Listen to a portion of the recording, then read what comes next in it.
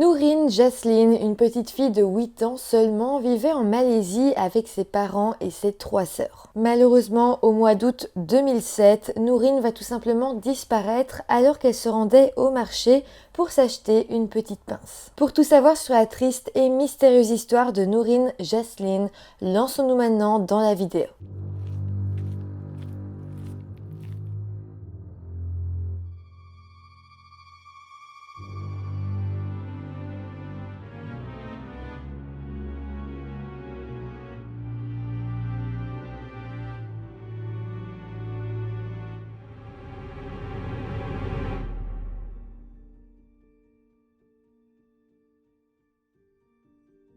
Hello tout le monde, j'espère que vous allez bien. Je vous retrouve aujourd'hui avec une histoire qui se passe en Malaisie. C'est rare, je pense que c'est la première histoire que je fais qui se passe en Malaisie. Mais voilà, cette histoire a vraiment touché l'entièreté du pays. Et vous allez voir, elle a eu des grandes répercussions après sur tout ce qui a pu se passer là-bas. Aussi, comme vous le savez, cette vidéo va parler d'une enfant. Il va y avoir des descriptions assez difficiles à entendre. Donc voilà, je préférais vous prévenir. Mis à part ça, avant de commencer la vidéo, comme d'habitude, je vous rappelle de vous abonner à la chaîne si ce n'est pas encore fait.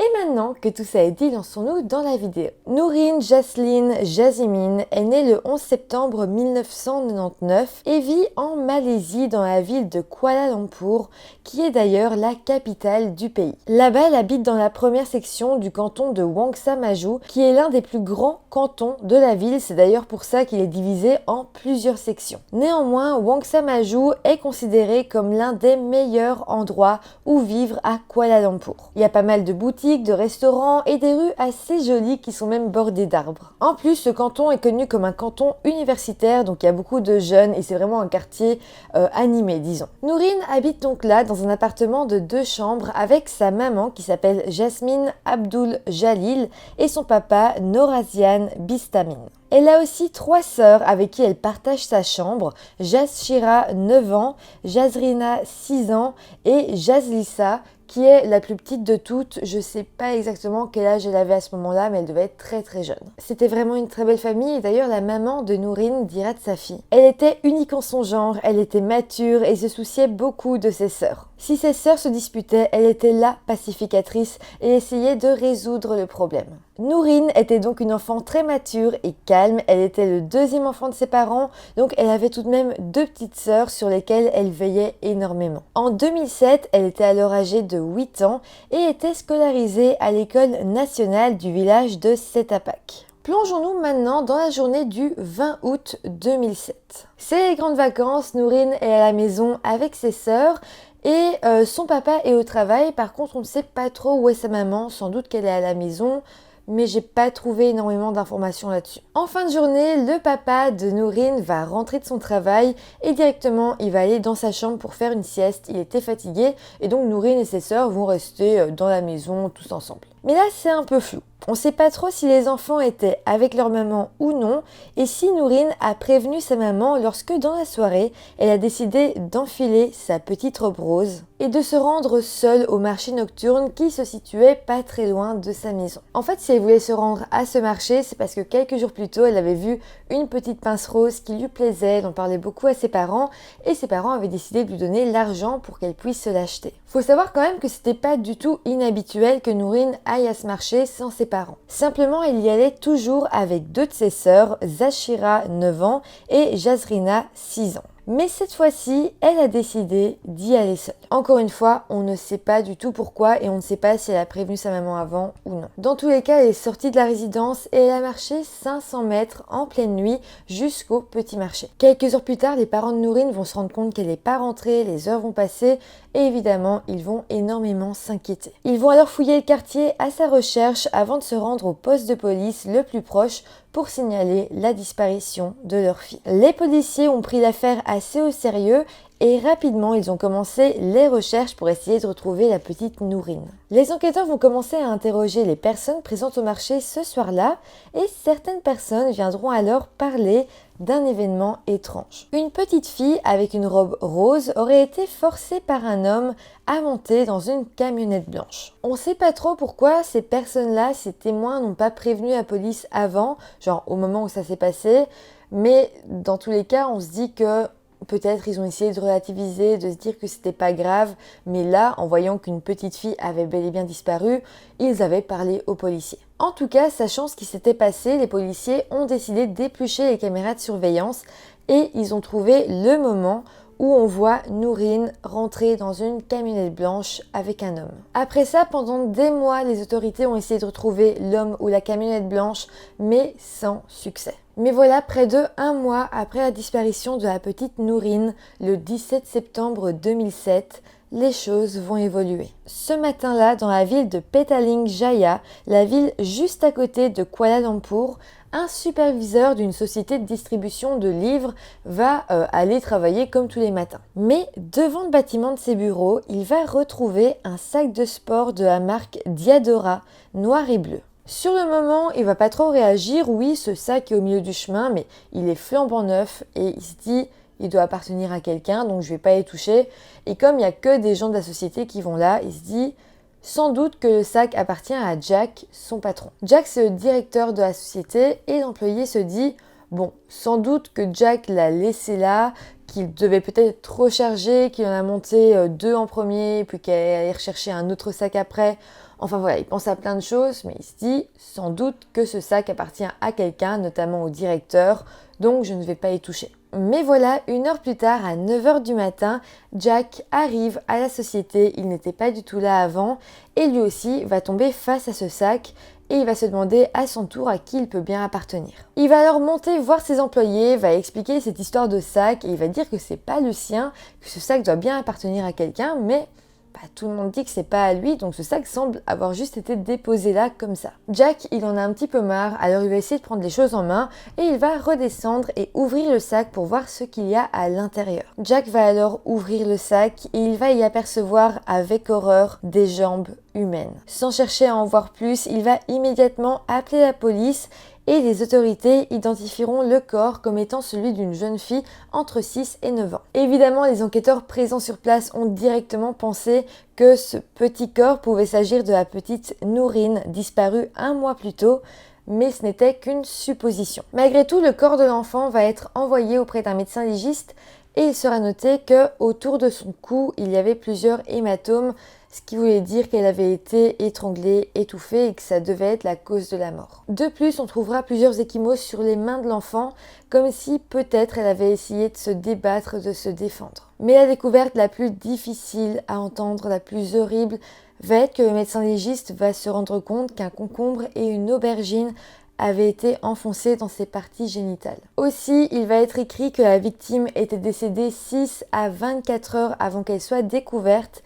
Donc, en d'autres mots, sans doute que depuis son enlèvement, elle était restée vivante avec ses ravisseurs pendant presque 1 mois. Pour ce qui est de l'identification, dans un premier temps, la police a contacté les parents de Nourine pour qu'ils viennent voir le corps et confirment si oui ou non il s'agissait de leur fille. Mais bon, c'était quand même un énorme choc et donc les parents de Nourine ont nié qu'il s'agissait de leur fille. Par rapport à ça, sa maman dira « Mon cœur ne me permettait pas d'accepter que la fille allongée là, battue à mort, était ma Nourine. » Mais bon, mis à part ça, il y avait quand même d'autres choses plus concrètes qui faisaient douter les parents de Nourine et les autorités sur le fait que cette petite fille était bel et bien Nourine. Par exemple, l'enfant retrouvé avait un espace entre les dents de devant, ce qui n'était pas du tout le cas de Nourine. Mais plus frustrant encore, le corps de l'enfant retrouvé n'avait pas la trace du vaccin obligatoire contre la tuberculose. Chaque enfant malaisien avait la trace de ce vaccin sur le bras,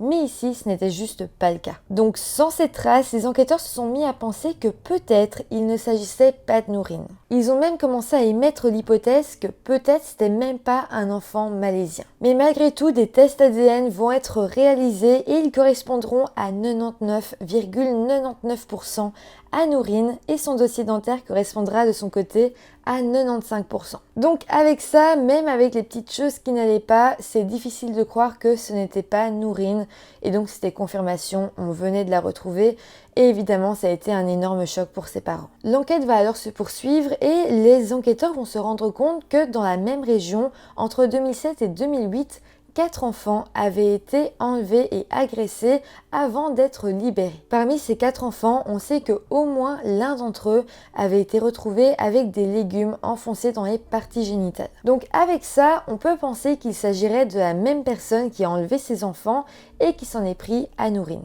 Les enfants vont essayer de s'unir pour aider les policiers, mais à part dire que l'homme conduisait une moto, ils ne sauront pas en dire plus et on peut comprendre, ils étaient traumatisés, ils avaient du mal à se rappeler du moment où ils avaient été séquestrés et battus. Mis à part ces 4 enfants, il faut savoir qu'entre 1987 et 2010, il va y avoir pas mal d'enfants qui vont disparaître.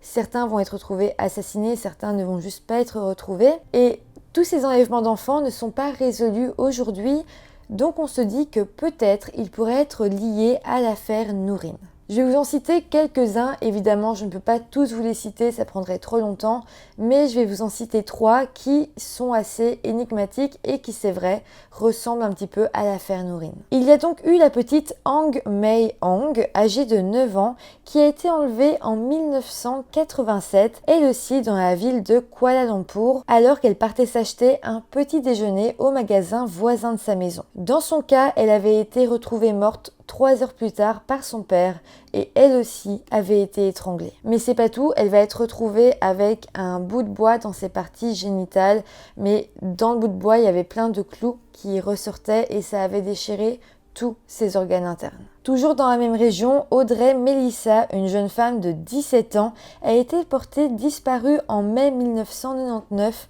alors qu'elle se rendait à son école. Elle a aussi été retrouvée morte quelques jours plus tard et l'autopsie montrera qu'elle avait été agressée sexuellement mais aussi étouffée à mort. Il y a aussi une autre histoire qui s'est passée quelques mois après la découverte de Nourine, toujours dans la même région. C'était une petite fille de 5 ans, Charlini Maud Nachar.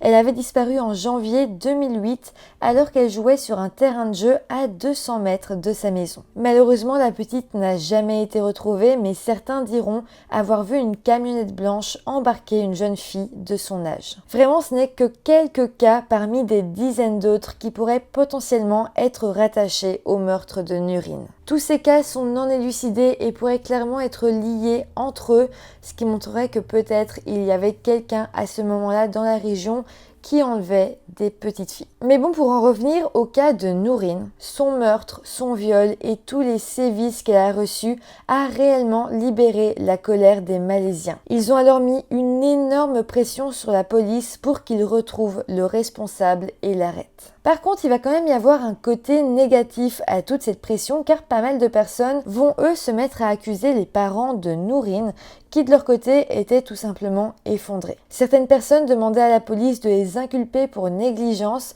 en affirmant que c'était de leur faute si leur fille était sortie seule et que par conséquent c'était de leur faute si elle avait subi tout ça et qu'elle en était décédée. C'est juste atroce et je pense que les parents ont déjà été suffisamment punis. Ça servait à rien de se retourner contre eux comme ça, c'était juste vraiment méchant selon moi. Mais bon, dans tous les cas, les autorités ont décidé de ne pas les inculper. Les enquêteurs vont alors poursuivre leur enquête et ils vont arrêter 4 hommes et une femme, tous âgés entre 27 et 34 ans. On ne sait pas vraiment ce qui les a poussés à les arrêter, mais après avoir interrogé la femme, les enquêteurs ont décidé de la relâcher tout en gardant les 4 hommes en garde à vue. Malheureusement, le lendemain, les 4 hommes ont été eux aussi relâchés et la police dira que c'était simplement par manque de preuves qu'ils ne pouvaient tout simplement pas les garder. Pour les aider, en octobre 2007, les policiers ont décidé de diffuser des images de vidéosurveillance montrant justement les suspects déposer le sac contenant le corps de la petite Nourine en face de la société de diffusion de livres. Le but était évidemment de lancer un appel à témoins en espérant que quelqu'un les reconnaisse. Les images dataient du 16 septembre 2007 à 13h, soit la veille, moins de 24 heures avant que la petite Nourine soit retrouvée dans le sac. Sur les images, on y voyait un homme portant le sac en question près de la société, mais aussi on y voyait une femme portant une chemise rouge et 2 autres hommes qui semblaient se cacher. On voit clairement que les 4 personnes étaient ensemble car à la fin, on les voit d'ailleurs repartir tous ensemble dans la même camionnette blanche. Les enquêteurs ont alors essayé d'envoyer la vidéo au laboratoire médico-légal du FBI à Washington pour qu'elle soit améliorée, mais malheureusement ça n'a pas marché et ils n'ont pas pu mieux voir le visage des suspects et ils n'ont pas non plus réussi à lire la plaque d'immatriculation ni de la moto qu'on voyait sur les images ni de la camionnette blanche. Suite à toute cette affaire, l'oncle de Nourine et quelques autres amis de la famille ont décidé de rédiger une proposition afin de créer en Malaisie une sorte de système d'alerte dans tout le pays qui ressemblerait à l'alerte Amber aux États-Unis. Leur but était qu'il y ait un moyen national pour prévenir efficacement les gens de la disparition d'un enfant. Aux USA, dès qu'il y a une alerte Amber, chaque citoyen reçoit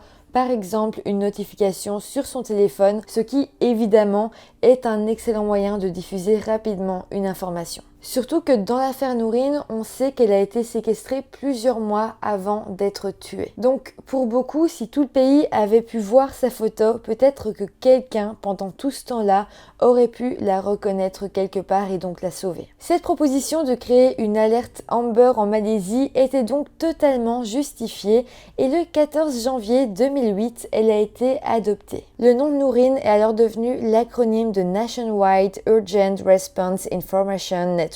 Après ça, et malheureusement, le dossier sur l'affaire Nourine a été fermé. C'est dingue que le dossier ait été fermé parce que là, les enquêteurs savaient exactement qui étaient les responsables. Ils les avaient arrêtés une première fois, on les voyait clairement sur les images de vidéosurveillance, donc on savait que c'était eux, mais ils n'avaient pas assez de preuves pour les inculper, pour les arrêter officiellement. Donc là vraiment ça a été un drame que le dossier soit fermé et que les responsables soient laissés en liberté totale. La famille de Nourine a évidemment été très chagrinée par cette nouvelle et son père dira même en 2013 « Je parle d'elle à tous mes enfants et je leur apprends à se souvenir de Nourine. Nous visitons sa tombe tous les vendredis. Même mon fils de 2 ans, Jazleh Nazril, connaît le chemin de sa tombe. » En 2018, son papa a d'ailleurs demandé à ce que le dossier soit réouvert en espérant que l'avancée dans les recherches ADN puisse résoudre l'affaire. Ça a alors été accepté et aujourd'hui le dossier est toujours ouvert mais malheureusement il reste non résolu. Pour ce qui est de la famille de Nourine, j'ai pu lire qu'aujourd'hui ses parents vivent dans un petit appartement dans la ville de Setapak et le papa de Nourine est aux dernières nouvelles garde du corps, chauffeur de taxi et tient un stand de restauration. Avant de vous quitter, je vais quand même vous parler de 2 petites théories qui me semblent assez importantes et plausibles. J'ai pu lire sur un site que les meurtriers et agresseurs de Nourine pourraient être liés à du commerce illégal d'êtres humains. Pour prouver cette théorie, il y a quand même plusieurs petites choses. Déjà sur les images de vidéos de surveillance, lorsque l'agresseur, le meurtrier de Nourine, va porter le sac bleu devant le bâtiment de la société, on peut voir qu'il est au téléphone, comme si il devait rendre des comptes à quelqu'un sur ce qu'il faisait. Ça veut dire ici que, en plus des 4 personnes qui étaient déjà présentes sur les lieux, là où le sac va être déposé, il devait y avoir d'autres personnes dans l'organisation. Aussi, ces personnes-là ont l'air d'être des personnes qui s'en sont pris à plusieurs enfants. Ils ont l'air de 1 organisés et de 2, le gars qui a déposé le sac devant le bâtiment roulait sur une sorte de moto, de mobilette. Et rappelez-vous, les 4 enfants qui avaient été enlevés, agressés et puis qui avaient pu partir, qui avaient pu s'enfuir et avaient tous dit que le ravisseur conduisait une moto. Donc potentiellement, il s'agissait de la même personne. Mais autre chose qui fait penser qu'il s'agit d'un commerce illégal d'êtres humains, c'est que les ravisseurs de Nourine l'ont maintenu en vie pendant 1 mois. On peut alors se demander pourquoi. Je veux dire, plusieurs personnes qui kidnappent un enfant puis le maintiennent en vie, à mon avis, c'est parce qu'ils veulent en faire quelque chose, il veut en faire un profit personnel. On peut quand même clairement imaginer que la petite a pu être vendue ou prostituée ou d'autres choses du genre. Mais malgré tout, il reste encore une autre théorie. Est-ce que le corps retrouvé dans le sac était bel et bien celui de Nourine? Alors oui, l'ADN semblait correspondre, mais quand même, les parents ne l'ont pas reconnu, il y avait un écart entre les dents de devant et surtout, il n'y avait pas non plus la trace du vaccin obligatoire chez les enfants malaisiens. Et puis on se dit qu'on était en 2007, la technologie ADN n'était pas autant avancée. Et puis la police malaisienne est quand même connue pour être parfois un peu corrompue. D'ailleurs en 2021, un ancien chef de la police a accusé de hauts fonctionnaires de corruption. Donc à partir de là, à partir du moment où on sait qu'il y a eu de la corruption, est-ce qu'on peut vraiment être sûr qu'il s'agissait bien de Nourine ? Voilà, c'est comme ça que se termine cette affaire, cette vidéo. N'hésitez pas en commentaire à me donner toutes vos théories. C'était une histoire très dure à entendre, c'est triste qu'elle ne soit pas résolue aujourd'hui, mais le dossier est encore ouvert, donc je me dis que tout est encore possible. En tout cas, si la vidéo vous a intéressé, n'hésitez pas à mettre un petit pouce en l'air, ça fait toujours plaisir, à vous abonner à la chaîne. Et moi, je vous dis à très vite pour une nouvelle vidéo. Bye!